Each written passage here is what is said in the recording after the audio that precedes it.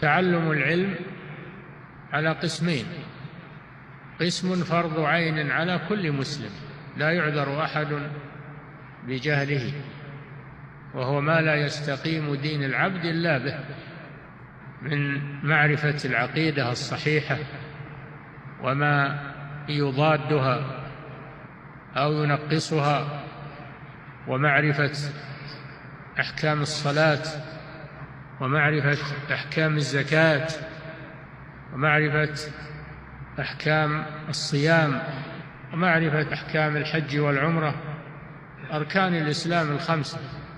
هذه لا بد لكل مسلم ومسلمة أن يتعلمها، وإلا كيف يؤدي دينه على الوجه المشروع إذا لم يتعلم هذه الأركان الخمسة؟ فكيف يؤديها؟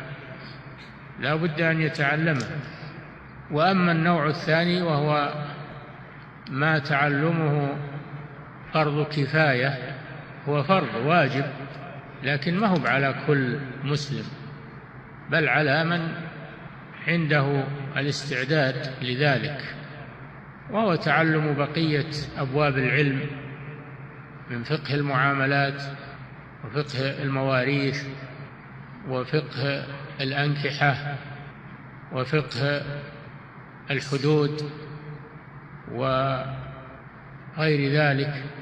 فهذا تعلمه فرض كفاية لا بد من وجوده لأن الناس بحاجة إليه، لكن إذا قام به من يكفي سقط الفرض عن الباقين، وبقي في حق الباقين سنة من أفضل السنن.